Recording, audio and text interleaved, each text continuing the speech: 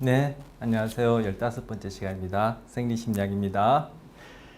편도체 지난 시간에 도입하고 말았습니다. 네, 편도체가 지난 시간에 봤던 요 그림에서 요 부분이 편도체다. 그래서 편도체는 정서에 있어서 중요한 부분이다. 라고 익히 들어보신 분도 계시고 지난 시간에 제가 언뜻 그렇게 말씀드렸습니다만 그 중에서 특히 불안과 관련해서 또는 공포와 관련해서 공포와 관련해서 중요한 부위다. 중요하다. 제 처음 시작하는 분들한테는 중요하다. 이런 걸로 뭐 충분하죠. 근데 저는 중요하다는 의미보다는 구체적으로 얘기해야 이 감이 올 것 같아요. 중요하다. 뭔가 저는 이 성의한차가 좀 부족한데 왜 중요한지 이제 보려고 합니다. 저 혼자 이제 성의한차는 그죠. 뭐 여러분 우스갯소리로 느끼시면 되고요. 자, 공포하고 불안 구별하십니까? 공포 같은 경우에는 실제 두려움의 대상이 되는 자극. 예를 들어서 포식자를 만났다 할 때 그 포식자 공포가 되겠죠. 학습 심리학 혹시 배우신 분들 같은 경우에는 무조건 자극에 대한 무조건 반응이 공포다 이렇게 생각하시면 딱 적절하고요. 불안 같은 경우에는 그 두려움의 대상과 관련된 자극, 즉 경험으로 인해서 이게 또 정확하게 얘기하자면 또 전문적으로 얘기하자면 학습된 결과로 경험으로 인해서 또 달리 얘기하면 학습된 결과로 그 두려움의 대상과 관련된 자극에 내가 반응을 보이는 것 이것이 이제 불안이 될 텐데 학습 심리학과 관련해서 얘기하자면은 조건 자극에 대한 조건 반응으로서 경험하는 것이 아니라 조건 반응에 해당하는 것이 불안이다 이렇게 보시면 될 거예요. 그래서 포식자를 맞닥뜨렸다 공포지만 포식자를 맞닥뜨렸던 그 장소나 그때 걸 기억만 하더라도 생각만 하더라도 내가 막 포식자를 만났던 그때와 유사한 그러한 경험을 하게 된다면 이제 불안이 되는 거예요. 뭐 학습 심리학도 아닌데 이렇게 구별할 필요는 없는데 불안 공포 말씀드리다 보니까 말씀드리게 됐어요. 자, 그 편도체는 불안과 공포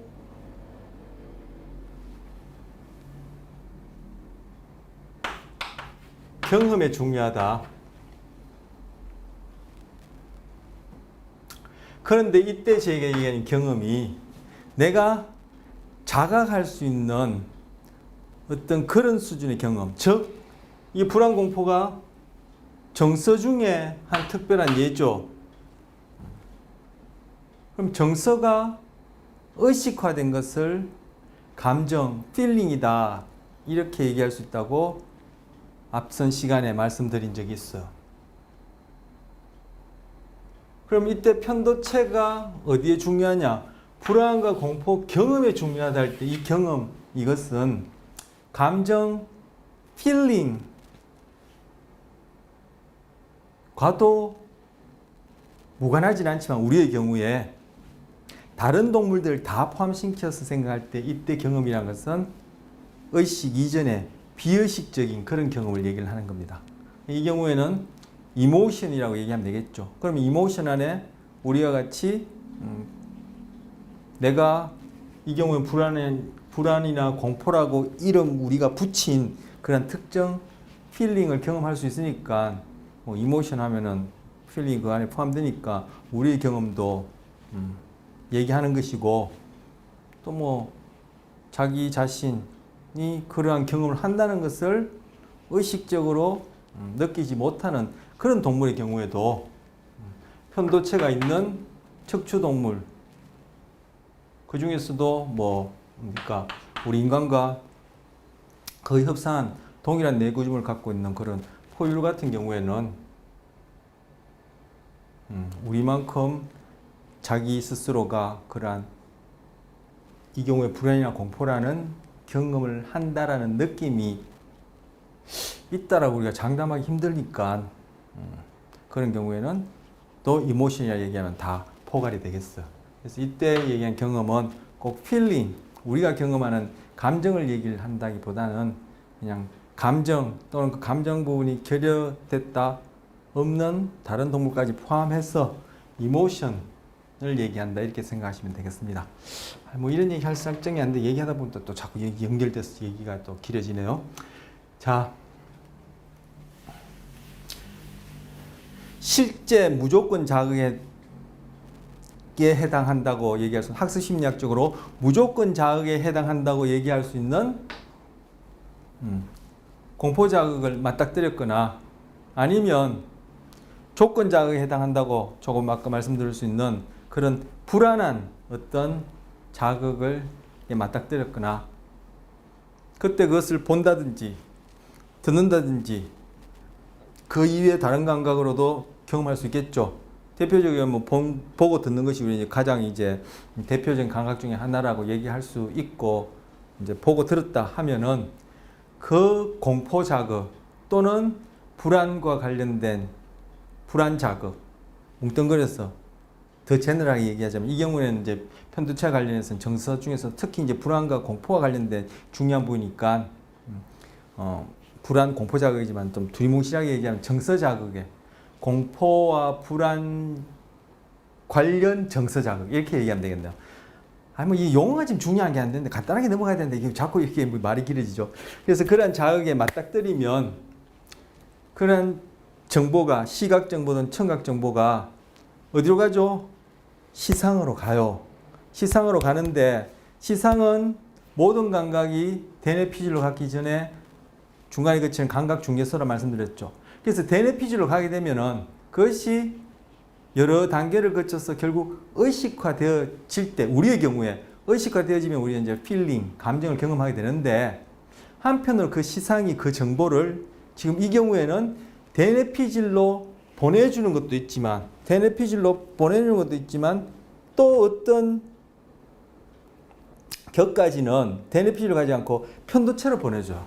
그럼 편도체로 갈 때 이 뭐 시각 자극이 되든 청각 자극이 되든 불안, 뭐 공포, 불안 관련 정서 자극에 대한 그러한 시각 자극이 되었던 청각 자극이 되었던 그 정보가 시상에서 편도체로 가는 것은 대뇌 피질로 가는 것도 있지만 편도체로 가는 것은 의식적인 그러한 처리까지 가지도 않고 편도체로 가는 것은 비의식적인 수준에서 그 정보가 편도체로 가요. 그럼 편도체는 그 자극에 대해서 시각 자극이든 청각 자극이든 그 자극에 대해서 인지적 평가를 해요. 정서인데 왜 또 인지적이라 하지?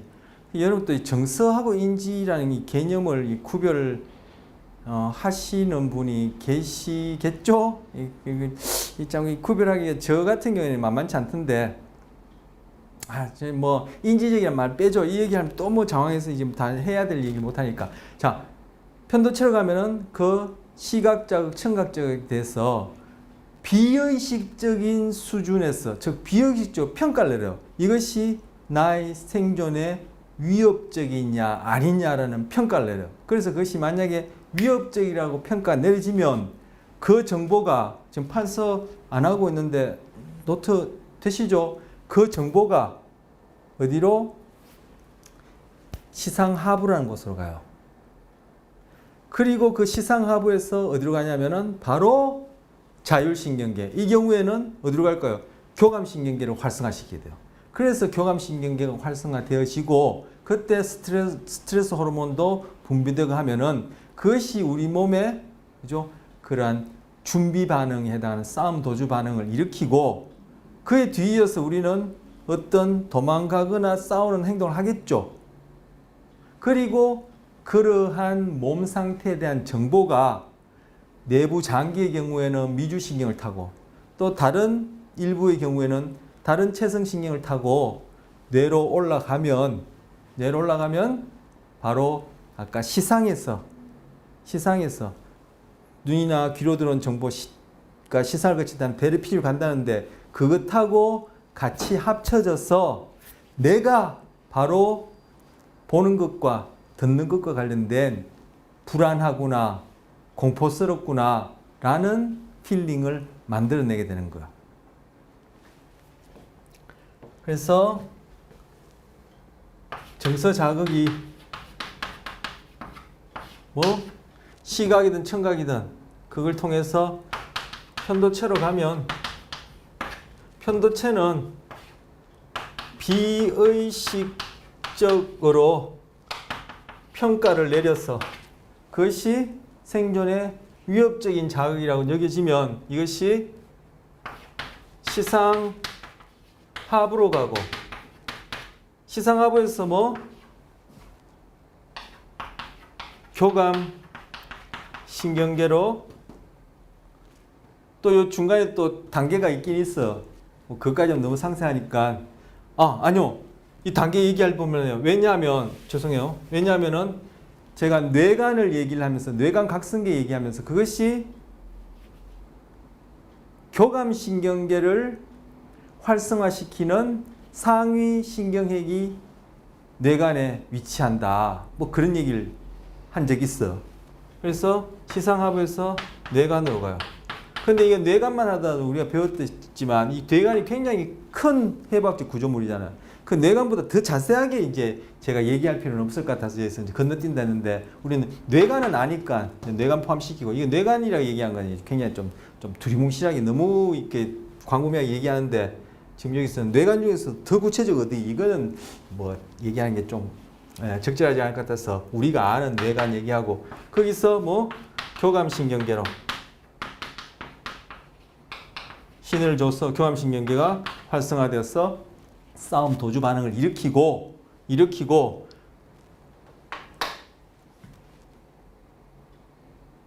그와 함께 싸움 도주 반응이라는 제가 지금 화살표한 것이 바로 이제 준비 반응으로서 싸움 도주 반응이라는 이런 부른 교감신경계에 의해서 활성화된 내부 장기 상태를 얘기하는 거예요. 그와 함께 또 우리 신체의 몇몇 부위에서 그러한 이런 위협적인 편도체에서 생존에 위협적이라고 여겨지는 상황에서 반응하는 그러한 몸 부위들에 대한 신호가 함께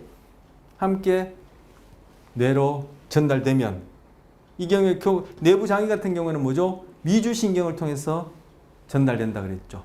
전달되면 그 정보들이 어떻게 바로 정서 자극이 이 경우 편도체가 정서 자극이 시상을 거쳐서 대뇌 피질로 들어간 정보하고 그럼 내가 뭘 호랑이를 봤다든지 그죠? 뭐 뱀을 봤다든지 하는 그런 시각의 경우에 호랑이나 뱀을 봤다든지 한다면 그 정보하고 금방 말씀드린 미주신경을 통해서 그리고 그 외에 체성신경을 통해서 들어간 감각 정보가 합쳐져서 바로 특정한 자극에 대해서 내가 남도 아니고 너도 아닌 남이나 너나 같네요. 너가 아닌 바로 내가 두려움이라는 feeling, 감정을 경험하게 되는 거예요. 자, 제가 아까 말씀드리면서 또 뭐 상세하게 혀를 찰 게 아니라 상세하게 말씀드리고는 판스를 한다고 하는 건 또 빼먹었네요. 아까 정서자극. 이것이 시상을 거친다는 거죠. 시상에서 이게 대뇌 피질로 가는 요소도 있고, 그죠? 이렇게 가는 것도 있고, 이렇게 오는 것도 있는데, 지금은 편도체를 중심으로 지금 이걸 얘기를 하는 거예요. 그죠? 여기까지 전달이 됐어야 생각합니다. 그리고 바로 이 대뇌 피질로 간 그 정보, 뭐 시각 자극이든 청각 자극이든 그 정보하고 바로 내 몸에 대한 아까 말씀드린 그러한 정보가 몸에 대한 정보 감각 정보죠. 이것도 시각이든 청각이든 감각제도 그게 합쳐져서 어디 지난 시간에 소개해드렸는데 전두엽 여기서는 그림 이만큼이 전두엽이에요. 네, 저거는 오른쪽 왼쪽에 전두엽 중에서도 더 앞쪽인 전전두엽으로 이 정보가 전달되어지면 또는 전전두엽까지 정보 처리가 되어지면 그때서 우리는 뭐 바로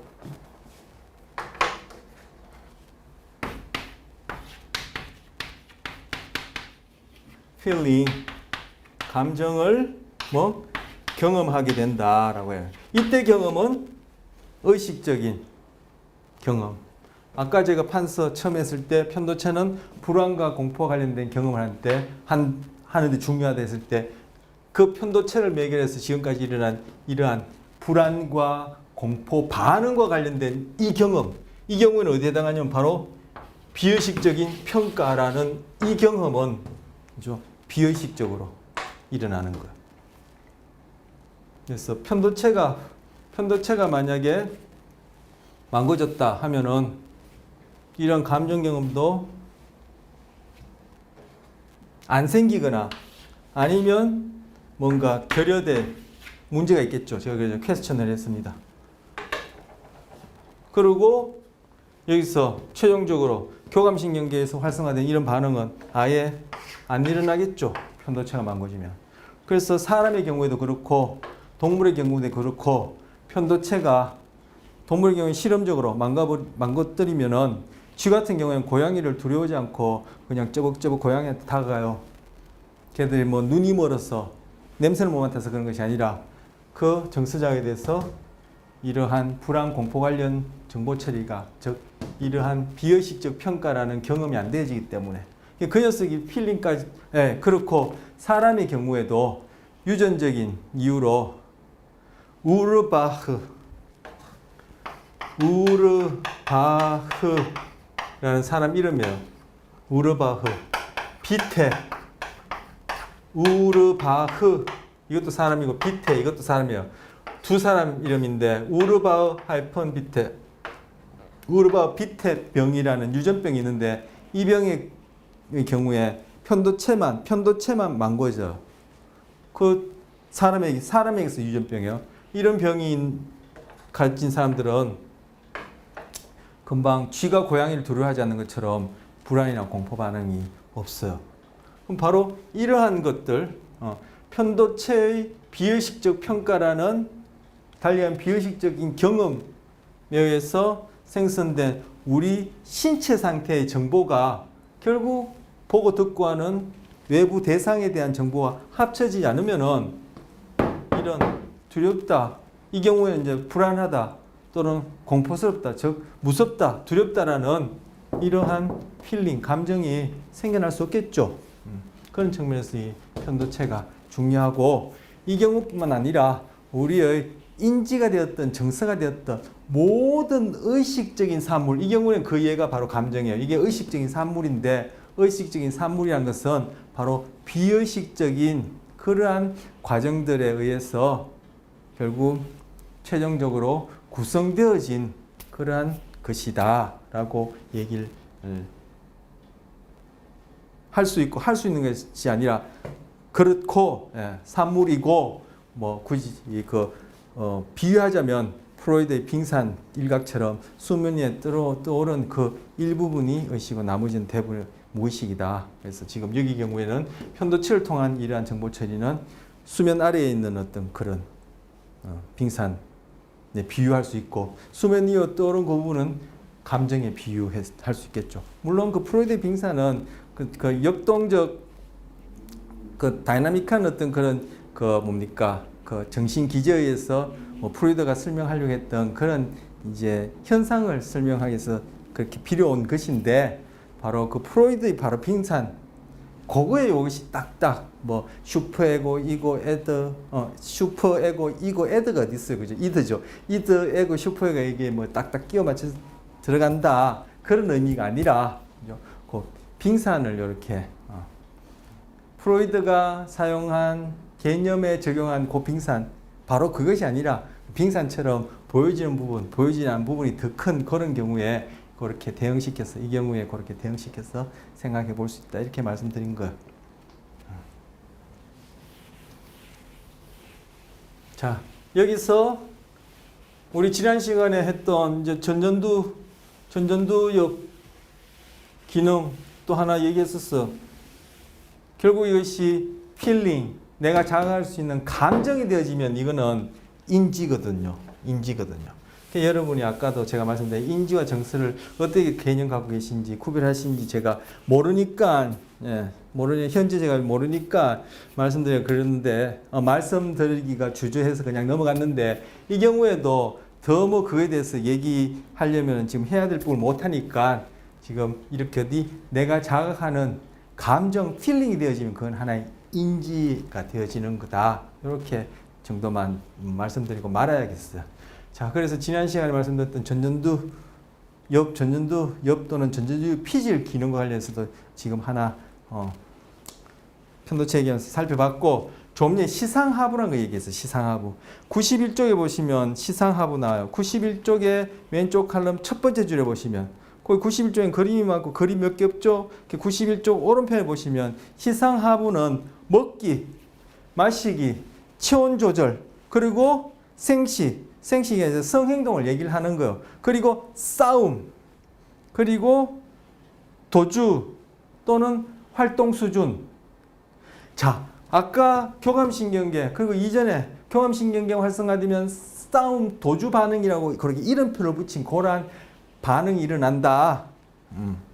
얘기했는데 바로 제가 요즘 판사하면서 시상하부에서 편도체에서 그 다음에 시상하부로 신어주고 시상하부에서 뇌관을 거쳐서 교감신경계 갔죠. 그래서 바로 여기서 교감신경계를 활성화시키는 상위 중추 신경핵이 뇌관에 있고 그 뇌관에 있는 신경핵을 또 활성화 그리고 신호를 주는 또 상위 중추 신경핵은 시상하부에 있기 때문에 바로 여기서 시상하부는 싸움에도 관련된다. 교제에 싸움 없어요. 제가 추구하는 거요. 싸움에도 관련되고 성행동, 섹스가 아니라 성행동이라고 얘기해요. 섹스보다는 성행동이 정확해요. 성행동에도 관련되고 체온 조절에도 관련되고 먹고 마시기도 관련돼요. 그래서 여기 먹고 마시기, 체온 조절 이런 것들은 항상성이라 그래요. 세포 수준에서 또는 이 유기체, 개체 수준에서 그죠? 생존 유지에 적절한 어떤 그런 생리적인 그런 그 수준을 일정한 범위 내에서 유지시키는 거. 일정한 오르락내리락 체온도 오르락내리락 하지만 그죠? 생존 유지에 필요한 생존율의 필수적인 어떤 그런 일정 수준의 범위를 유지하게끔 이렇게 하는 성질 그런 우리의 이 생물들이 자체적으로 갖고 있는 그러한 그런 뭡니까 그 기능 그런 것들을 항상성이에요. 그래서 먹고 마시기 체온 조절은 바로 대표적으로 항상성과 관련돼요. 그래서 시상하부는 항상성 조절이다 이렇게 얘기를 하면 돼요. 그리고 생식행동, 성행동 같은 경우에는 나 개체가 생존을 위한 건 아니지만 나와 닮은 유전자를 가진 다른 개체, 즉 종을 유지하는 데는 필요한 행동이죠. 그래서 이거는 항상성이라 얘기하지만 큰 개념에 봐서는 항상성하고 비슷한 게 이렇게 연관시켜서 생각할 수 있어요. 항상성은 세포 수준에서 얘기하는 것인데 어쨌든 한 개체가 생명 유지에 필요한 어떤 수준을 유지하는 그러한 성질을 항상성이라 하는데 성행동은 개체를 벗어나서 또 다른 개체니까 결국 유사한 유전자를 공유하는 그러한 종의 어떤 유지로서 성행동 이렇게 생각하시면 또 항상성하고 그죠? 이렇게 연결해서 하나는 개체 유지, 하나는 개체 집단, 즉 종의 유지 이렇게 볼 수 있어요. 그래서 시상하부는 항상성 유지와 관련되고 그리고 싸움, 도주 그죠? 내가 사느냐 죽느냐 결국 생존과 관련된 아까 교감신경 관련해서 그러한 생존과 관련된 그러한 기능에도 관련되고 그리고 활동 수준에도 관련된다는 것이 제가 앞선 시간에 바깥 세상의 빛의 밝고 어둠 즉 빛의 강약에 따라 내 뇌와 내 몸의 어떤 각성 수준 또는 수면 각성 수준, 깨어남과 잠 이런 리듬이 조절된다 했는데 바로 그 활동 수준을 얘기하는 거예요. 그래서 바로 시상하부에 그러한 또 기능을 하는 신경핵들이 있어요. 그 시상하부는 상대적으로 뇌전체를 비해서 굉장히 작은 부분인데 그 안에는 여러 종류의 핵들, 신경핵들이 이렇게 있는데 그 핵들마다 그런 기능을 갖고 있어요. 그래서 시상하부는 항상성 조절, 그리고 성행동, 그리고 싸우거나 도망가기. 이 경우에는 시상하부와 관련된 싸움, 도망가기, 뭐 또 달리하면 공격성이라 얘기할 수 있는데, 싸움은 공격성하고 싸움하고는 다르죠. 싸움은 행동이고 공격성은 어떤 그러한 뭐랄까요? 뭐 성격을 얘기할 때 공격성 이렇게 얘기하는 개념이긴 한데, 여기서 얘기하는 싸움이나 공격성은 바로 교감신경이 활성화될 때 싸움 도주 반응 그걸 일컫는 말은 아니에요. 그런 말은 아니에요. 교감신경계에서 활성화된 우리 몸의 준비 상태가 싸움 도주 반응이고, 요거는 바로 그러한 반응을 일으킬 수 있는 상위 중추의 신경핵이죠. 그리고 좀 전에 활동순위 관련해서는 바깥 세상의 밝고 어두움이 내 뇌와 내 몸의 그 리듬을 조절한다는데, 그와 관련된 신경핵 할 때 핵은 무슨 의미인지 말씀드렸죠. 핵이 시상하부에 존재해요. 그래서 시상하부는 금방 말씀드린 그런 기능들을 다 좀 더 이렇게 큰 개념으로 얘기를 하자면, 시상하부는 뭐 동기와 관련된다. 동기라는 얘기 또 나오죠. 저 앞서 보상경로할 때도 동기 얘기했고, 그죠? 기저행 얘기할 때 동기했고, 이 동기 충동 그죠? 욕구 추동 이렇게 얘기를 하는 이러한 것들과 관련돼요. 추동은 드라이브, 동기는 모티베이션, 충동은 이거는 뭐 일반적인 얘기고, 욕구는 디자이어. 이게 다 용어가 그 의미하고자 하는 그런 기능상의 또는 행동상의 반응상의 아니면 심리적인 건 차원에 따라 요거는 다 상이한데, 그거 지금 지금 구별할 수도 없고, 하다가 이거 지금 될 일이 아니고, 하여튼 이렇게 일컫는 거. 그래서 먹고자 하는 동기, 그죠? 마시고자 하는 동기, 그죠? 싸우고자 하는 충동, 욕구, 추동을 조절하고 성행동을 하려는 그런 동기, 추동, 욕구를 조절하는 이런 부위다 얘기를 하는 거예요. 그래서 시상하부는 항상성 조절, 그리고 성행동, 그리고 공격성 또는 싸움, 그리고 활동순위 관련된데, 이거는 바로 우리 애가 충동, 욕구, 동기 이렇게 얘기하는 부분과 관련된다. 그렇게 말씀드리고, 편도체와 관련해서 마찬가지 조금 전에 뇌관을 통해서 교감신경계로 신호를 보내주기 전에 편도체가 시상하부로 신호를 줬죠. 그래서 시상하부에서 그런 신호를 받아서 뇌관을 통해서 어떻게 쭉 교감신경계로 그걸 보내주면은, 교감신경계에서는 그에 따라 또 싸움, 도주 반응이라는 것도 일으키고, 그렇게 해서도 시상하부가 관련된다 말씀드리고요. 그리고 지금 91쪽 옆에 보시면 왼쪽 칼럼 두 번째 줄을 보시면 가장자리 계통이라고 나와 있어. 이걸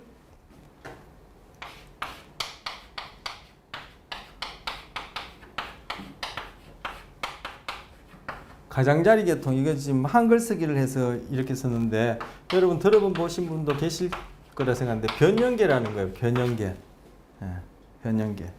변연계 할 때 이 계가 바로 계통, 시스템이라는 뜻이고, 이게 림빅 시스템이라는 뜻이거든요. 그래서 이게 림이라는 뜻이 바로 이게 중심에서 멀어진, 즉 가장자리 이런 뜻이에요. 그래서 우리 몸에서 림이라면 사지를 얘기를 하거든요. 그래서 이걸 번역하기를 이 변연이 한자말이죠. 그래서 중심에서 멀어진 그 둘레 부분, 가장자리 부분에서 가장자리 계통 이렇게 한글말로 번역하는 거예요. 그래서 여러분 변연계라는 건 들어보셨을 거예요. 근데 이 변연계라는 것 안에 변연계라는 요 용어와 관련해서 할 말이 좀 있긴 한데, 그래서 할 말이 있긴 한데 안 할 것 같으면 이 얘기도 안 해도 되는데, 자꾸 또 있긴 한데 하고는 또 안 한다 하고 자꾸 이러네요. 말만 길어지게. 그래서 자, 어쨌든 이 변연계, 가장자리 계통 안에 바로 편도체, 우리가 앞서 했던 편도체, 그리고 시상하부, 조금 전에 말씀드렸던 시상하부, 그리고 해마라는 것이 포함돼요. 그리고 여기 교재에 보시면 뭐 띠랑 대상해도 있는데 지금은 띠랑 대상해를 얘기하기에는 뭐 좀 부적절한 것 같아요. 예, 그래서 자, 가장자리 변연계라는 것이 있다. 근데 가장자리 변연계 이게 뭐예요, 이게? 이게 바로 동기 정서와 관련된다. 이렇게 얘기하는 부분이죠. 그래서 뭐 가장자리 계통 변연계는 프로이드의 이드에 상응하는 부분이다. 이렇게 얘기하면서 바로 동기 정서를 얘기를 하는데 바로 그 이유가 조금 전에 살펴봤던 편도체와 시상하부가 여기 포함되기 때문이에요. 그런데 여기에 이제 바로 뒤에서 살펴볼 해마도 포함된단 말이에요. 근데 이 해마가 물론 정서에도 관련이지만 해마는 학습과 기억에도 관련돼요. 그렇기 때문에 전통적으로 또는 개론책에서 처음 변연계를 소개할 때 변연계는 프로이드의 이드에 상응하는 어떤 동기 정서와 관련된 그런 충동, 욕구 조절과 관련된 부위다라고 얘기하는 것이 잘못된 개념이다. 왜? 여기에 해마라는 녀석인데 이 해마는 학습과 기억에도 중요한 역할을 하기 때문에 변연계의 기능을 그렇게 한마디로 얘기를 하고 여기서 얘기한 편도체니 시상하부니 해마를 묶어서 변연계라는 이름으로 탁 그냥 묶어버리는 것은 이게 적절하지 않다. 그런 얘기가 있어. 자, 그럼 다시 돌아가서 어쨌든 변연계 가장자리 계통할 때 기능은 바로 동기, 정서,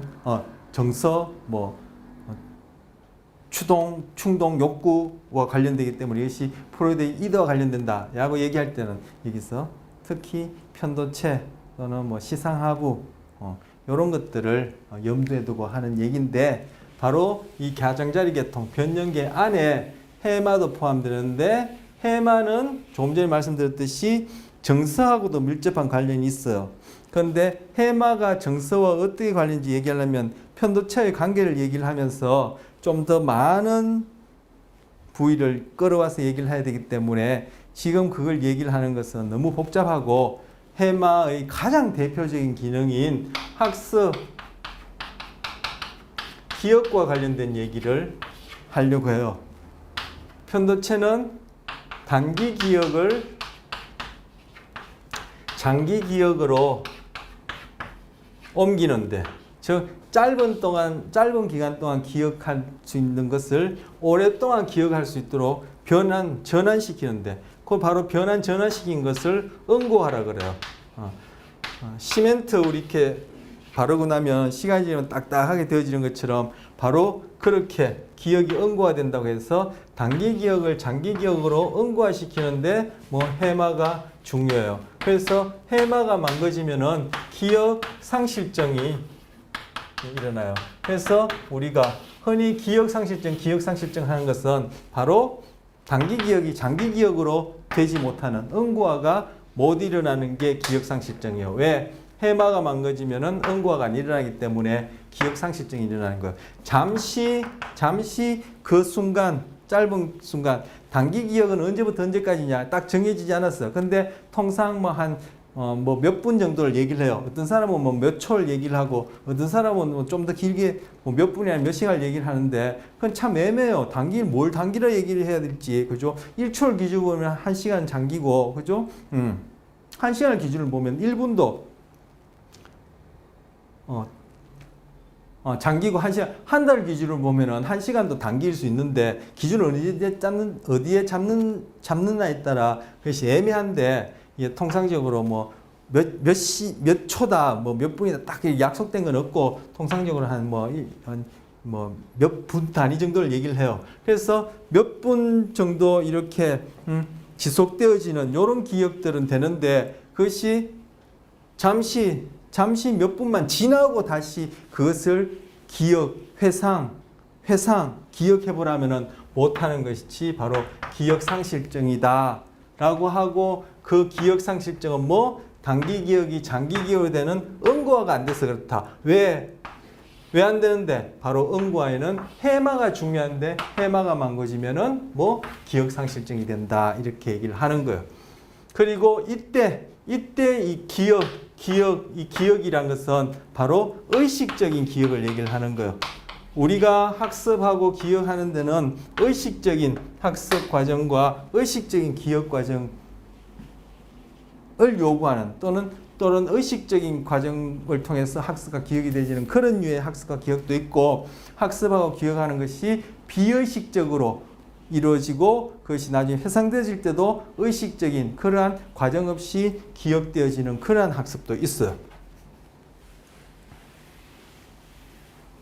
자, 뭐 변형기란 이름으로 묶어서 안 봐도 돼요. 우리가 지금 전내하고 있죠. 전내 중에 필요한 것을 하나하나 보는 중에 지금 편도체 다음에 해마를 보는데 변형기란 이름으로 안 묶어 봐도 돼요. 근데 변형기란 아까 무엇인지 뭐 교재에 있으니까 그렇게 소개를 했지만, 변형기의 개념이 그런 식으로 묶어서 얘기하는 것이 무리가 있다는 것이 논란이 있다는 얘기를 했었고, 그 중에 지금 해마를 하고 있는데, 해마는 학습과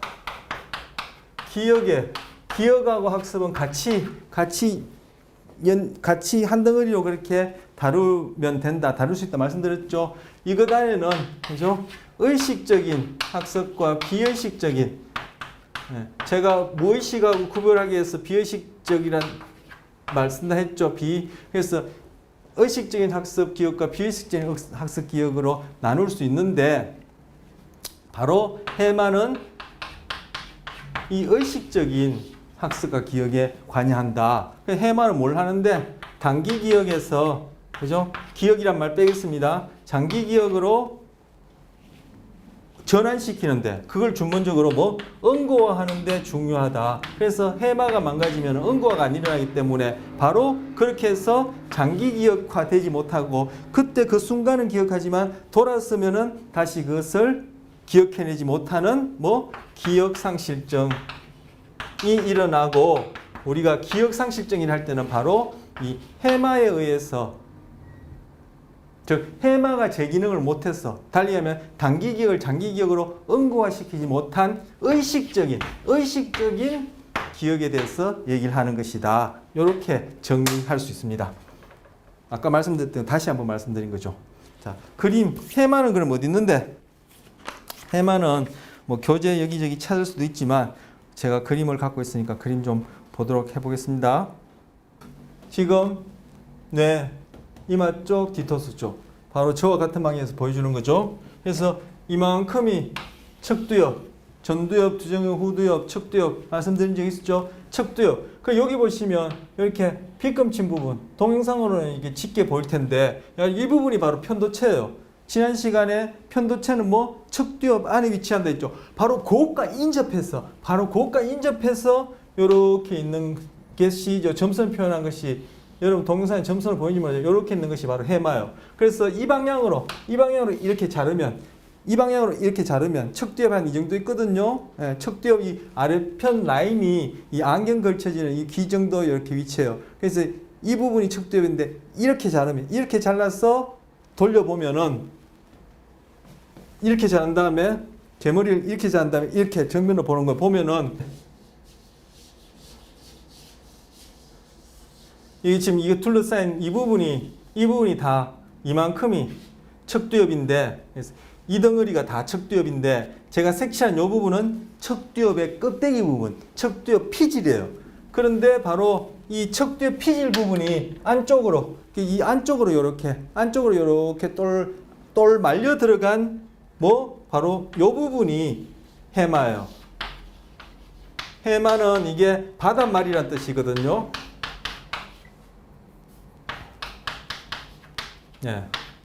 바닷말. 우리 수족관 이렇게 들여다보면은 이렇게 해마 말첨생이 이렇게 달아다니는 용같이 보이던데, 작은 용처럼 이렇게 돌아다니는 있죠. 그것처럼 보인다고 여기졌어요. 해부학자들이 처음 이렇게 봤을 때. 제가 봤을 때는 해마처럼 안 보이는데, 제가 읽어봤던 어떤 책에서도 똑같은 얘기를 해요. 해마처럼 안 보이는데 해마라 칭한 뭐 이런 얘기 나오던데, 어쨌든 바로 그 바닷말, 그 해마란 뜻이요. 바닷말, 해마란 뜻이요. 그렇게 생겼는데, 요 부분이 해마요. 근데 이것이 지금 여기서 똘 말려서는 이렇게 자른 거지만, 이것이 척두엽의 말년 부분이 안쪽에 이렇게, 이게 이렇게 말려들어서 가니까 이게 이렇게 길이 방향으로 보자면 이렇게 길게 보여진다는 얘기예요. 길이 방향으로 이렇게 보여지겠죠. 이렇게 자르면은 그 단면이 이렇게 나타나는 거예요. 해마도 어디 있죠? 해마도 어디 있죠? 바로 척두엽에 있는 거예요. 그래서 척두엽의 기능을 얘기를 할 때, 우리는 뭐 시각, 청각은 뭐 들어가려면 저 뒷장에 해야 되지만, 뭐 후두엽은 시각 한번 얘기했죠. 지난 시간에. 후두엽, 지금 척두엽 얘기다 또 후두엽 띄는데, 자, 후두엽은 대표적인 주로 후두엽과 관련 기능이 시각 기능이에요. 즉 우리가 뭔가를 본다, 봤다라는 경험을 낳는 그런 시각 경험이고, 그리고 척두엽은 뭐 청각과 관련된 부위가 척두엽 요 부분에 있어요. 요 부분에 있는데 청각, 그리고 뭐 금방 말씀드린 해마와 관련해서 기억, 해마도 해마와 관련 기억, 그리고 편도체도 어디 있다 했죠? 척두엽 안에 있다 했죠. 그래서 이 척두엽은 정서 에 관련돼요. 그리고 청과 관련해서 우리 언어 기능도 척두엽에 관련돼요. 지금 뒤에 할 부분인데 이제 해마, 편도체, 척두엽에 있다는 것과 관련해서 같이 말씀드린 것이에요. 그래서 척두엽의 기능은 청각 부위는 이 부분에 있다 했죠. 그리고 청과 관련해서 언어 기능, 그리고 해마와 관련해서도 그렇고 편도체와 관련해서도 그렇고 둘 다 기억과 정서에 관련돼요. 편도체는 아까 정서에 있어서 그런 비의식적인 평가, 결국 교감신경을 활성화시키고 결국 우리 불안과 관련된 비의식적인 경험, 달리하면 뭐 경험, 그리고 그 의식적인 경험인 필링, 불안 공포 반응까지도 만들어내는데 중요한 역할을 한다 했어요. 그리고 신체와 관련된 반응으로는 교감신경을 활성화시켜서 그죠? 싸움 도주 반응이라는 것을 또 만들어내는데 그것이 관여하고, 한데 편도체는 기억과 관련해서는 정서기억이라고 얘기하는 것과 관련해요. 여러분, 학습심리학 배웠으면 이거 한마디만 또 통할 텐데, 학습심리학에서 공포조건화를 들어보셨죠? 아니면 개론 시간에서 알버트를 대상으로 한 공포조건화 봤죠? 그런 공포조건화는 알버트, 사람뿐만 아니라 뭐 다른 동물들도 되거든요. 왜? 다른 동물 포함한, 인간이 포함한 다른 동물, 모든 동물의 경우에 이 공포, 불안이라는 것은 생존의 핵심된 가장 중요한 정서이고, 이런 얘기는 앞서 불안 관련 장애 할 때 말씀을 드린 적이 있어. 그런데 바로 이 편도체가 어디? 정서, 아까 말씀드린 정서와도 관련되고 또 정서와 관련해서 기억에도 관련돼요. 그때 그 기억은 어떤 기억이냐 하면은 바로 학습심리학에서 얘기하는 공포조건에 해당한 기억이에요. 그런데 바로 그 공포조건화를 배우고 기억해내는 것은 다른 동물들 다 포함해서 기억해내는 것은 그거는 비의식적으로 일어나요. 우리의 경우는 그것이 의식화되어지면은 그건 바로 뭐예요? 아까 필링이라는 감정도 만들어내고 그와 관련된 여러 가지 사건들도 의식적으로 기억해내겠죠. 바로 그때 의식적으로 여러 가지 사건들, 어디서 무엇을 봤는데 내가 어떻게 해서 살아났다, 구사일생에 살아났다, 만약에 공포 관련된 거라면 그런 기억들은 뭐? 해마와 관련되는 거예요.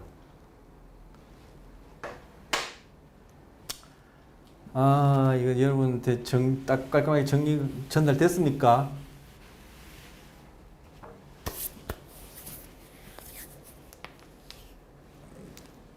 자, 다시 한번 하겠습니다. 자, 척두엽 얘기다 후두엽 또 얘기합니다. 자, 후두엽은 주로 시각과 관련된 기능 한다. 그리고 소위 눈을 통해서 들어와서 우리가 뭘 본다라는 것과 관련된 경험에 중요하고, 또 그 위에 또 뭐 또 시각 관련된 또 어떤 우리 또 뭐라고 얘기해야 되면 여러분한테 적절할까? 시각 관련된 우리 움직임을 자동적으로 조절하는 그런 기능도 하는데 그냥 한마디 뭉뚱그려서 후두엽은 시각과 관련된 기능을 주로 한다. 그리고 척두엽은 청각 그리고 언어와 관련된 기능을 한다. 그리고 척두엽은 정서와 관련된 기능을 하고 기억과 관련된 하는 기능을 한다. 그때 기억은 기억은 해마와 관련된 그러한 의식적인 학습과 기억도 있고 편도체와 관련된 정서와 관련된 기억도 있다. 그래서 앞서 말씀드린 편도체가 매개해서 그러한 우리의 몸의 싸움 도주 반응을 일으키고 결국은 그러한 정보들이 시각이든 청각이든 시선을 거쳐서 대뇌 피질로 전달된 정보하고 합쳐지면은 내가 두렵다라는 어떤 feeling, 감정을 경험하는 그러한 인지가 되기도 하지만 그 두려움을 경험한 그 상황, 사건을 내가 언제 어디서 무엇을 어떻게 해서 내가 그렇게 두려움을 공포를 경험하게 됐다라고 내가 의식적으로 기억한다면은 그건 또 정서 기억으로서 해마와 관련되고 편도체와 관련해서 지금 정서와 관련해서 의식하지 못하고 학습 심리학에서 얘기하는 그런 공포 조건화와 관련된 그런 기억은 그거는 비의식적으로 일어나는 거예요. 괜히 얘기한 것 같기도 해요. 여러분 엄청 헷갈릴 것 같은데.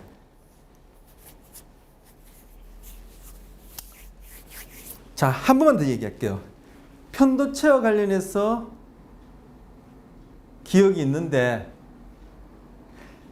고전적 조건화에서 얘기하는 것처럼 사람뿐만 아니라 다른 동물, 편도체를 가진 동물에게서도 비의식적으로 조건 자극에 대해서 조건 반응으로서 공포 반응이 나타나거나 불안 반응이 나타나는 것은 비의식적인 수준에서 편도체가 전적으로 담당해서 일어나는 기억이고 그걸 인간의 경우에 내가 어떤 상황에서 언제 어디서 무엇을 어떻게 하다가 내가 그러한 공포 경험을 했다라고 내가 의식할 수 있으면은 그거는 의식적 기억으로서 해마가 담당하는 거예요.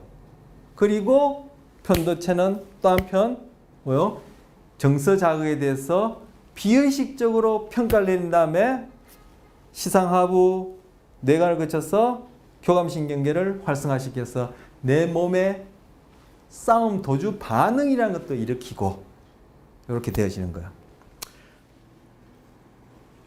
굉장히 이거는 이 교재에서도 이 정도 얘기는 안 나와요. 이건 다른 단행본에서 나온 얘기를 제가 얘기를 꺼내는 건데 괜히 꺼냈다 싶기도 하고 근데 제가 잘 전달했다면 굉장히 이거 고급 정보예요. 고급 정보예요. 정서가 왜 중요한지 앞선 시간에 한두 번 말씀드렸고 이게 또 왜 중요한지를 얘기를 하자면은 또 재주 없는 제가 얘기하자면 시간이 또 뭐 한 10여 분 이상 20분씩 잡아먹을 수 있을 텐데 그냥 결론만 얘기하면은 심리학이든 정신질환이든 인간의 근본 문제 소위 철학적인 질문이든 철학적 질문이나 심리학적 질문이나 뭐 결국 같은 질문이에요. 우리가 어디서 나서 어떻게 살아야 하며 우리는 어떻게 타인을 이해하고 이 세상을 이해하고 내 자신을 이해하지 이렇게 하면 바로 철학에서 얘기하는 존재론 인식론이 되는 거예요. 그러기에 따라 뭐 자연스럽게 우리는 그러면 이렇게 삶을 살아야 되겠다 하면 그것이 결국 윤리론이 되거든요. 같은 주제를 얘기를 하는데 어쨌든 꼭 이름을 붙여서 나누자면은 심리학이 됐든 소위 뭐 정신질환이 됐든 어떤 인간의 어떤 존재와 관련된 어떤 본질적인 질문 관련된 철학이 되었든 사는 것이 뭐냐 소위 인문학적 질문이 되었든 정서를 알면 거의 다 풀립니다. 거의 다 풀립니다. 왜냐하면 정서가 교감신경에 의하면서 말씀드린 것도 있지만 진화적으로도 이 뿌리가 깊을 뿐만 아니라 인지보다는 정서가 처음 시작이고 그리고 이 정서라는 것은 바로 생물학적으로도 그렇고 심리학적으로도 바로 존재의 어떤 근간뿐만 아니라 생존과 번식의 어떤 그런 직결된 그러한 요소고 요소고 요소란 말이 참 너무 일반적이어서 제가 좀 꺼려지는데 전문적인 말을 쓰려니까 또 여러분하고 저하고 그 용어 사이에 약속이 이 교감 공통 약속 전문적인 용어에 대한 이해를 지금 나누지 않아서 또 제가 못 써서 그냥 요소를 하는데 그러한 그 생존과 번식의 그러한 아주 직결된 요소이고 결국 건강한 삶이냐 그렇지 않냐를 나누는 어떤 그런 토대가 되어지는 게 정서예요. 그런 측면에서 좀 전에 말씀드린 그런 내용들이 참 중요하게 적용되어집니다. 여러분이 나중에 스트레스나 아니면 뭐 불안과 관련했었든지 뭐 불안하고 스트레스하고 이게 뭐 같이 그냥 막 다룬다 했죠. 뭐 그런 류의 책들을 보면은 그리고 여러분 특히 이제 응용 과목과 관련해서 건강심리학 들어가시면 바로 이런 내용들을 다루기도 하고 제가 전달해드린 그런 내용들에 대한 이해가 있으면은 그런 공부들이 훨씬 쉽다 또는 배경 지식으로도 유용하다 생각해요. 근데 제가 전달하는 것만 하더라도 여러분이 그런 배경 지식 삼기에는 너무 짧은 시간 제가 뭐 한 두세 번 반복했지만 잘 전달되었는지 모르겠습니다. 앞으로 기회가 있거나 여러분이 또 뭐 개인적으로 그런 류의 책을 접하시게 되면은 잘 배워두시면 참 유용하리라 생각합니다. 자, 92쪽 넘어가면은 이제 시상이에요. 시상 우리 이미 했어요. 그죠? 시상했고, 그 다음 시상하부였어요. 그럼 시상하부 아까 얘기했는데, 시상하부는 어딘데? 시상하부는 시상 아래에 있는 부위, 즉 시상보다 작은 부위다. 이런 뜻이에요. 자, 그림 좀 보겠습니다. 네, 보시면요. 이 시상이죠. 이 그림 여러분 봤지 않습니까? 이 시상이죠. 그 밑에 있는 이 부위. 여기 시상하고요, 여기 시상하고요. 시상하고 시상 사이에 여기가 뭐라 했죠? 내척수기 채워져 있는 제3내실이라 했죠. 그래서 이 제3내실이 시상하고 시상 사이에도 있지만 시상하부에 드는 거예요. 그래서 제가 이 손가락 접힌 요걸 시상이라 하고 요 손바닥을 시상하부로 하면은 요렇게 되어 있으면 요 시상하부 그리고 요 시상과 시상하부 요 사이 여기가 바로 제3내실이에요. 내척수기 채워져 있는. 사실 시상하부는 시상에 비해서 이만큼 손바닥과 손가락처럼 이만큼 크기가 이만큼 대등하지 않아요. 여기 보여주시는 것처럼 시상은 여기 일부 보이죠. 저쪽에 이렇게 덩어리가 있고 우리 지난번에 시상 봤었죠. 이렇게 뇌관 위에 딱 있는 그 덩어리가 있고 그 밑에 여기 요만큼 여기 시상하고요. 시상하부는 뇌 전체에 비해서 상대적으로 작은데 여기에 있는 핵들이 즉 신경세포체들이 모여있는 핵들이 여러 핵들이 있어요.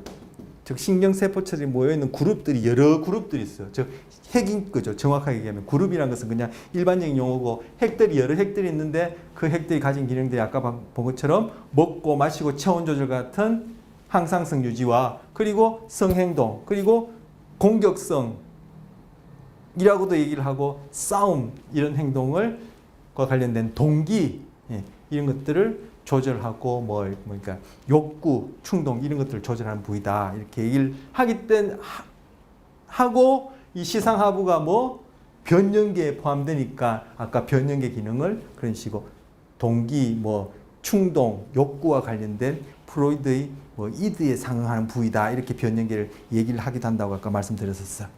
자, 그리고 93쪽에 오시면 바닥에 이 바닥에 기저액이요. 우리 이 기저액 바닥에 많이 했어요. 그다음 이제 93쪽 해마 조금 전에 했어요. 자, 우리 한 장 한 장 넘기면서 안 했지만 제가 이렇게 그죠?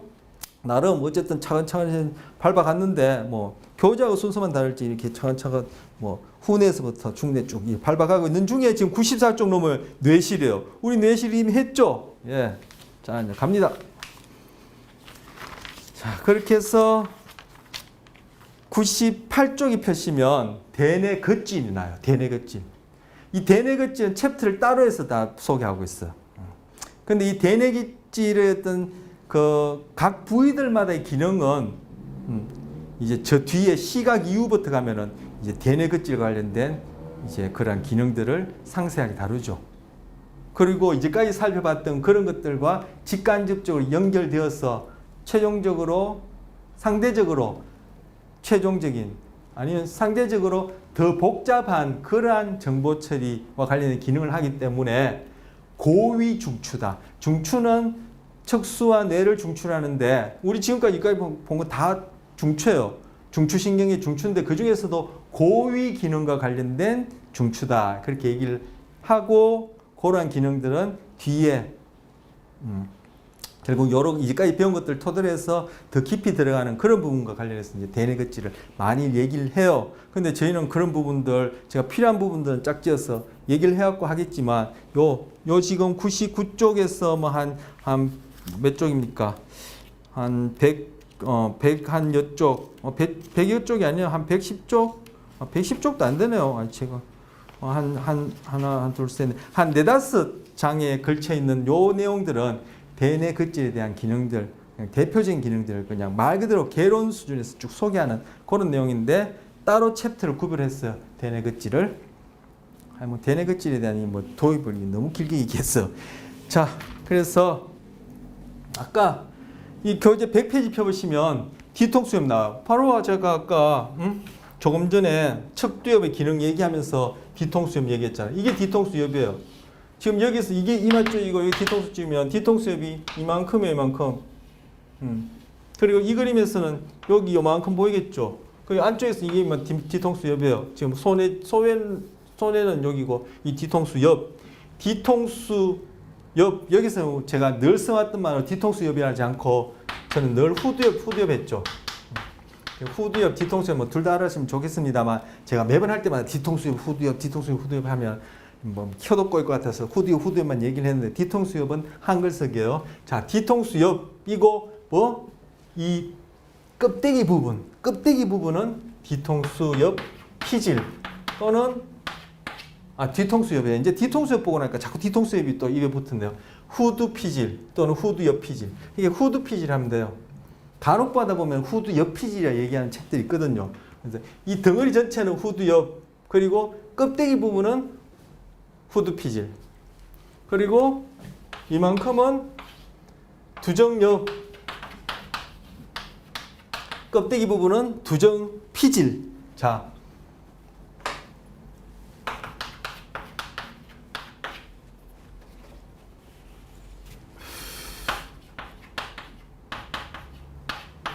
그리고 이만큼은 전두엽, 전두피질. 저 괄호 안에 이렇게 피질 쓴 거 무슨 의미인지 아시겠죠? 그리고 더 앞쪽은 전전두엽, 전전두피질. 그리고 이 부분은 척두엽, 척두피질. 후두엽은 아까 뭐라 그랬죠?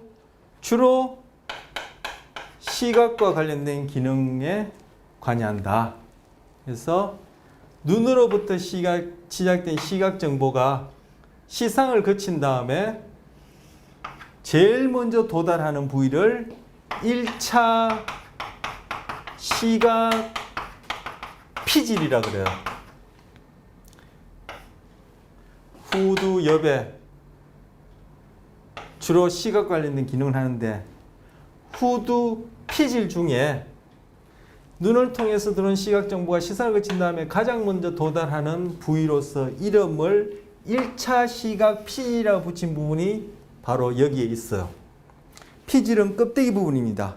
바로 껍데기 부분에 신경세포의 세포체가 위치하고 가지돌기랑 축삭들을 아래 위로 옆으로 해서 기저핵, 대표적으로 기저핵 시상하고 주고받고 그리고 좌우로 서로 주고받고 하는 축삭들이 안으로 막 달리고 있는 거예요. 좌우로 서로 주고받는 부위는 뭐라 부르죠? 뇌량, 뇌들보라 불러요. 뇌량, 뇌들보 안 했나요? 그럼 좀 지금 얘기하면 되죠. 바로 좀 왔다 갔다 합니다. 자, 지금 여기서 보시면 이 부분 뇌가 절단되는 거 얘기하면서 제가 한번 얘기한 것 같기도 한데 안 했으면 지금 하면 되죠. 이 부분이 지금 절단됐는데 이 부분이 바로 뇌량 또는 뇌들보라고 그래요. 뇌량, 뇌들보 해서 이거는 좌우 뇌방구에 있는 신경 세포의 축삭들이 여기를 통해서 서로 왔다 갔다 하는 거예요. 오른쪽 내 왼쪽 내 서로 소통해야 되니까. 정보를 주고받아야 되니까. 그리고 뭐 얘기했죠? 피질 얘기했죠. 대뇌 피질, 지금 얘기하는 후두엽 중에 후두 피질, 피질은 여기 전두 피질은 두중 피질은 지금 다 대뇌 피질은 신경세포의 세포체와 가지돌기가 모여있는 부분이에요. 그리고 안으로는 축살들이 막 달린다 했어요. 그런데 바로 이 후두 피질 중에 뒷부분, 어디? 이 후두엽이죠. 후두 피질 껍데기 중에서 이 부분, 약간 안으로 들어간 이 부분이 눈에서 시작된 시각 정보가 시선을 거친 다음에 가장 먼저 도달하는 뭐? 1차 시각 피질이에요. 그 다음 주에 1차가 있다는 얘기는 2차, 3차, 4차가 있다는 얘기죠. 거기서 점점 뭐 다른 세포로 시냅스 하면서 결국 우리가 뭐 빨갛다, 파랗다, 노랗다, 뭐 네모나다, 세모나다, 아버지다, 뭐 친구다, 엄마다, 누나다, 동생이다, 뭐 그죠? 밝다, 어둡다 이런 것들을 다 소위 본다라는 경험을 만들어내는 정보 처리가 2차, 3차를 거치면서 계속 시냅스 하면서 복잡한 연결 패턴을 통해서 거기서 만들어낸다. 예, 그런 복잡한 활동 패턴 자체가 우리는 그러한 시각 경험 이란 이름을 하게 된다. 뭐 이렇게 표현하는 게 좀 더 정확할 것 같아요. 자, 그래서 지금 후두엽 했습니다. 자, 뇌량은 키우고요. 자, 그 다음 째 아까 척두엽. 척두엽. 그게 껍데기 척두 피질. 이건 어떤 기능이다? 척두엽 안에 뭐가 있다 했죠? 편도체가 있다 했죠? 그 척두엽 안에 해마가 있다 했죠? 그래서 해마는 기억과 관련되고 뭐? 의식적 기억과 관련되고 편도체는 정서 경험과 관련되고 또 정서 기억과도 관련되고 이때 정서 기억 또 얘기할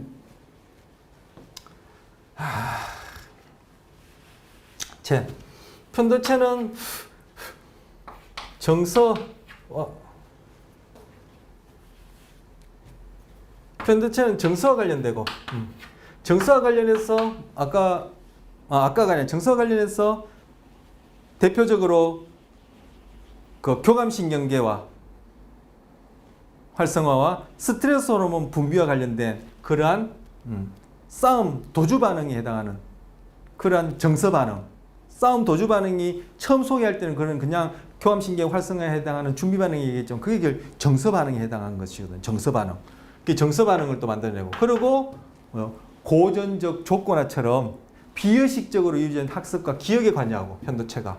그래서 고전적 조건화에서 무조건 자극에 대해서 무조건 반응으로서 공포 반응을 보는 것도 편도체가 하는 일이고 조건 자극에 대해서 조건 반응으로서 불안 반응을 보이는 것도 편도체에서 일어나는 학습과 기억 덕분에 일어나는 거예요.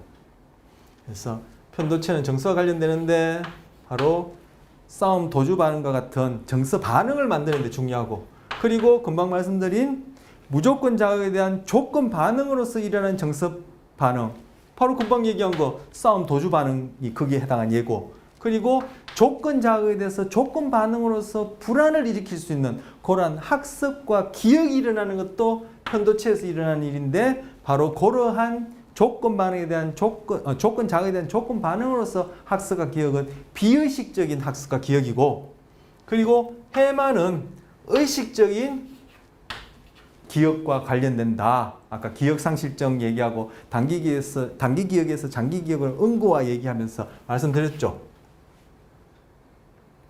그런데 또 얘기합니다.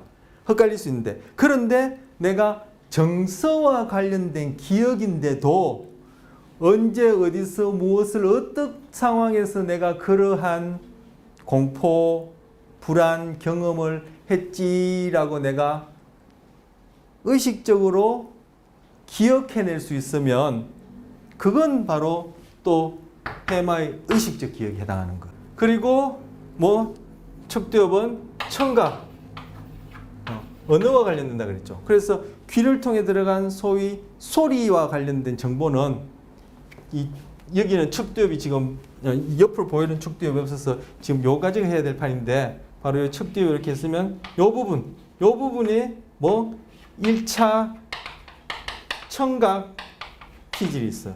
1차 청각 피질. 그래서 척두엽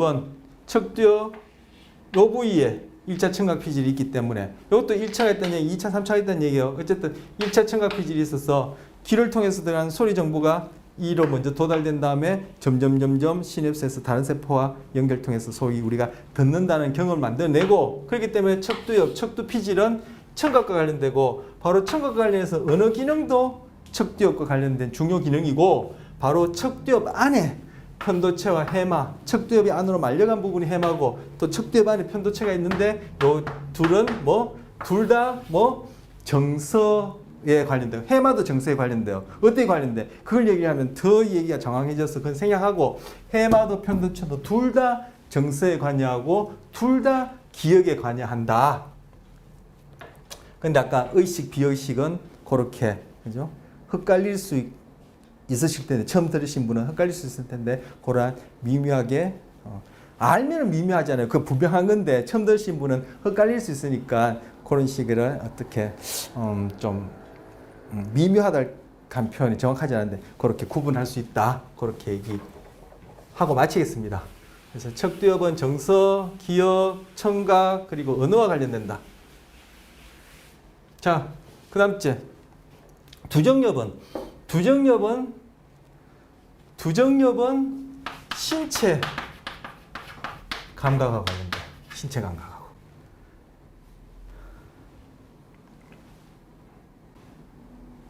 자, 새로운 그림입니다. 여기 이제 측면에서 이제 보여주는 건데 후두엽 여기 빨갛게 표시한 부분이 1차 시각 피질 그리고 여기 척두엽 여기 짙은 녹색으로 표현한 것이 1차 청각 피질 그리고 지금 뭐 할 차례죠? 두정엽 할 차례죠. 두정엽, 두정피질 할 차례죠. 이만큼이 두정엽이고 껍데기 부분이 두정피질이에요. 그런데 두정엽과 전두엽을 나누는 랜드마크가 있어요. 자, 여러분 익히 아시다시피 이 지금 쑥쑥 들어간 쭈글쭈글한 부분은 주름이죠.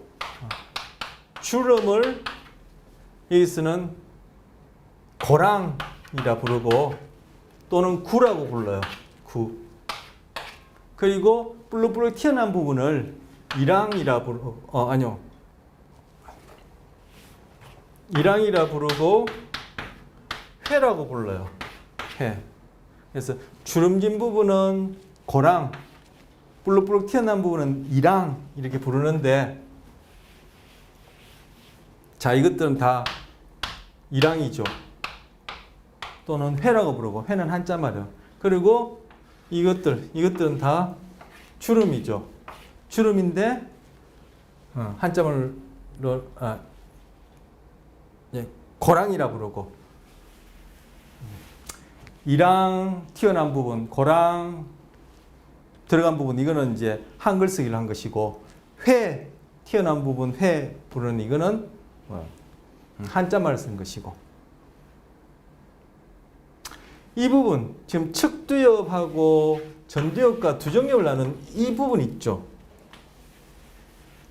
이 부분 이건 주름이 아니에요. 이거는 이렇게 벌리면 안쪽에 대뇌 피질이 또 드러나요.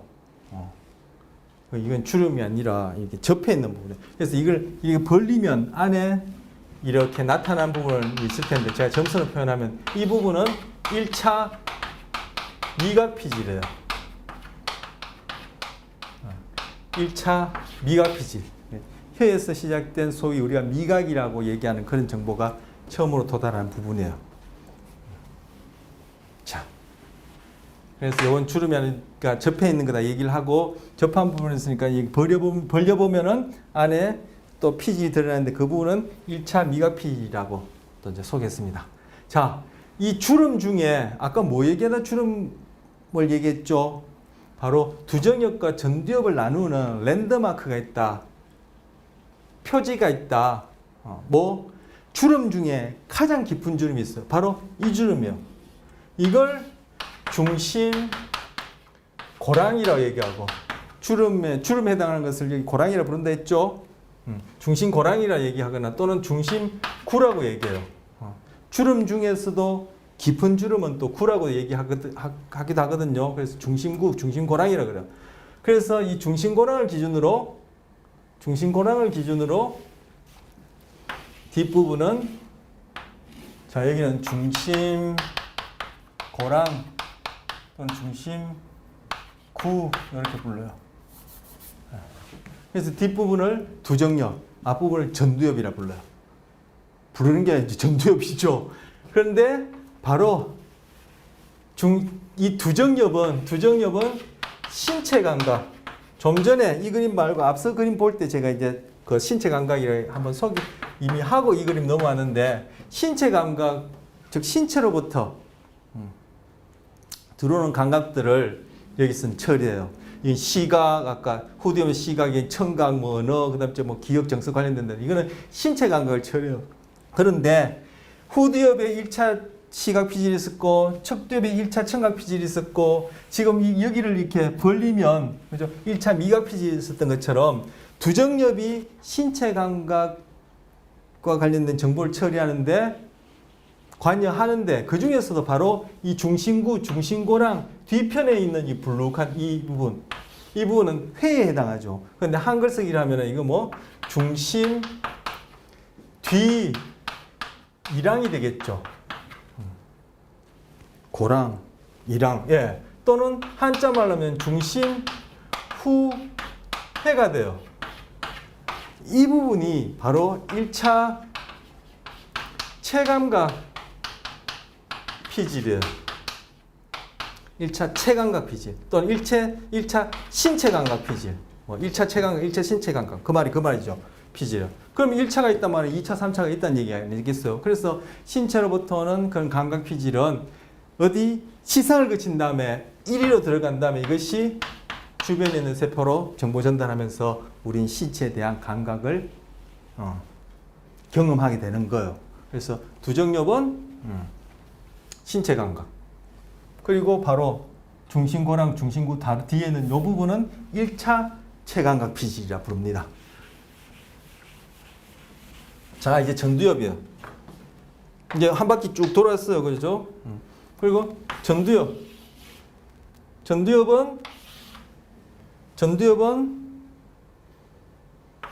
사고, 운동에 관련된다. 크게 나눠서 얘기할 수 있어요. 그리고 이렇게 얘기할 수 있다는 앞선 시간에 얘기 드렸죠. 그래서 구체적으로 뭐 판단하고 선택하고 의사결정하고 뭐 전혀 비슷비슷한 말 같은데 추론하고 그 다음 또 뭐 계획하고 운동을 잘 조직화하고 그리고 운동 명령을 내리고 이런 기능을 해요. 그래서 전두엽은 사고와 운동에 관련되는데 사고와 관련해서는 더 이렇게 세분화할 수 있고 그죠? 운동과 관련해서 이렇게 얘기를 할 수 있어요. 자, 바로 중심구, 중심고랑 바로 앞에 있는 즉 전두엽에 대한 바로 앞에 있는 이 부분은 아까 뒤에 있는 이 두정엽에 대한 이 부분은 뭐라 했죠? 중심 뒤이랑 중심 후회라 했고 바로 앞에 있는 부분은 그러면 중심 앞이랑 한자말로 중심 전회 중심전회 이렇게 불러요. 글자 알아보시겠습니까? 이 분필이 마침 또 다 짜리몽땅 한 개밖에 없어서 또 글자가 더 마음이 급해서 빨리 쓰니까 더 잘 안 쓰지네요. 변명이 많은데 자 중심 앞이랑 중심 전회라 이 부분이 1차 운동 피질이에요. 즉 대뇌 겉질에서 보고 듣고 여러 가지 체감각 느끼면서 모든 정보를 처리한 다음에 이 상황에서 내가 어떻게 사고해서, 즉 어떻게 판단, 선택, 의사결정, 추론, 계획 내려서 최종적으로 운동을 조직해서 어떻게 운동할지를 대뇌 피질에서 최종적으로 어디 바닥에, 우리 바닥이 운동과 관련해서 조절 기능 한다 했죠. 바닥이나 손으로 보내줄 뿐만 아니라 결국 뇌관을 통해서 얼굴 부분으로, 척수를 통해서 이 몸뚱아리, 몸 밑에 몸뚱아리 부분으로 운동 정보를 보내주는 부위예요. 그래서 1차 운동 피질이에요. 그리고 1차 운동 피질 요 주변부는 바로 운동을 조직화하는, 1차 운동 피질은 운동을 명령하는 부분이고, 어디로?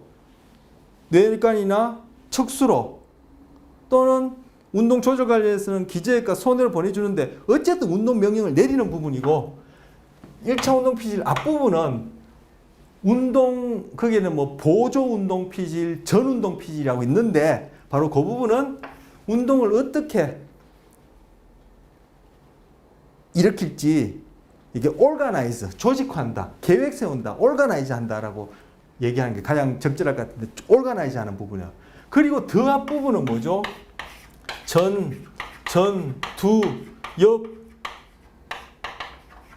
전전두 피질이요. 이 부분이 뭐?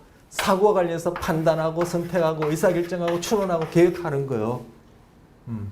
결국 이런 일들은 뭐 혼자 있을 때도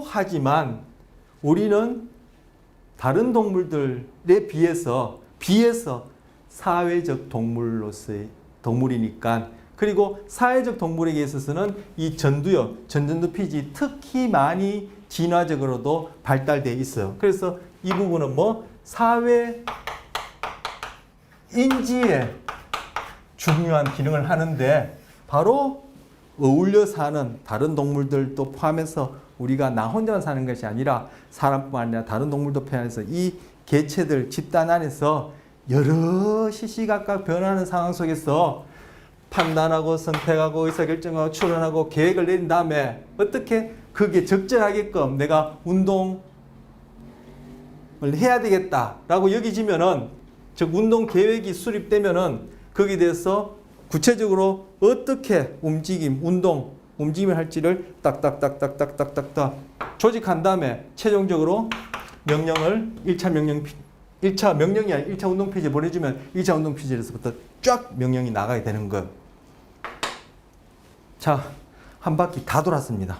그래서 100페이지에 보시면 뒤통수엽 했고요. 101쪽에 마루엽 하고 그 밑에 아래 그림 보시면 바로 그림 3.23에 바로 여기에 뭐요? 감각과 운동, 즉 여기에서 1차 체감각 피질, 1차 운동 피질에 우리의 몸 부위의 어느 부위가, 여기에 어느 부위의 신경세포와 짝지어지는지, 우리 몸의 어떤 부위 움직임이 요 1차 운동 피질에 대해서 어느 부위의 신경세포들하고 연결되는지를 101쪽 그림 3.23에 그려놓은 거예요. 그리고 102쪽에 관자엽, 척두엽 얘기를 했고, 거기 보면 클리오 부시 정우리가 나오는데 이게 바로 편도체와 관련된 정서 얘기예요. 편도체가 망가졌을 때 나타나는 현상을 여기서 하나 또 소개를 해요.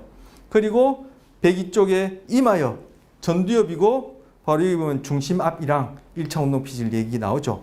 이렇게 해서 뒷부분, 요 부분은 제가 그 앞선 몇째 주차인지 모르겠지만 한 두세 주차 앞에 가소성까지 하면 좋겠다라고 얘기했는데, 바로 그 이어진 뒷부분이 가소성과 관련된 부분이에요. 우리의 뭐 가소성에 대한 개념이나 가소성에 대한 어떤 예들은 이미 살펴봤었어요. 우리 마리즘 얘기를 할 때 살펴봤는데, 여기서는 뭐 뇌는 마리즘에만 가소성이 있는 것이 아니라 시냅스에도 가소성이라는 특성이 있어서 끊임없이 변하고, 뇌 신경계 전체적으로 거시적으로 보더라도 가소성에서 끊임없이 변하는데, 여기서는 뭐 이 대뇌 겉질과 관련된 그러한 가소성을 뒤에 얘기를 하는 부분이에요. 그래서 여기까지 하면은 통상 뭐 그 대면 강의에서도 그 정도 한 다음에 그걸 바탕으로 뒤에 이제 구체적으로 시각과 관련해서 이렇게 쭉 다루겠다 했는데, 뭐 그 가소성까지는 이번 시간에는 못하겠어요. 시간이 벌써 뭐 그죠 뭐 한 80여 분 가까이 지났어. 그래서 뭐 이번 시간 여기까지 하도록 하고